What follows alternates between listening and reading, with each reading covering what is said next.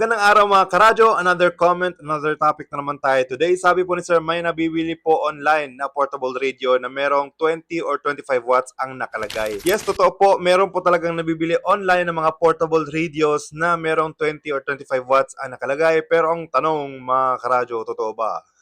Right, so wag po tayo magpapaloko dahil yan po ay mga marketing schemes lamang ng mga online sellers. Pero sa totoong buhay, hindi po yan ganyan kalakas yung power dahil meron na tayong na-test niya, nasa 5 or 7 watts lang ang kanya power output. Okay, so wala pong portable radio na 20-25 watts ang power. Actually, merong isa pero nakalimutan ko na yung brand and wala na siya sa online.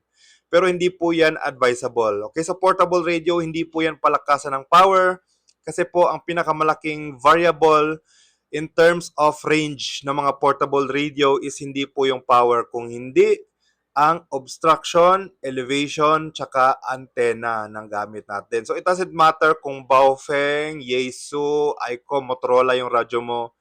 Range niyan more or less the same, depende sa obstruction, sa elevation ng area mo, tsaka ng kausap mo, at pati ang antenna na gamit ninyo. Okay, so dyan sila nagkakatalo sa receive ng mga radyo.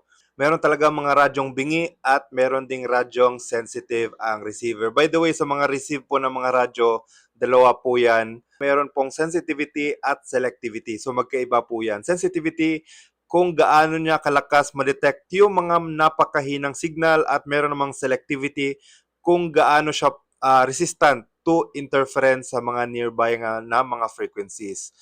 At yun lang mga karadyo, short usapan lang about radios. For more radio tips like this, and kung may tanong kayo, comment nyo lang dyan sa comment section. 73 and mabuhay!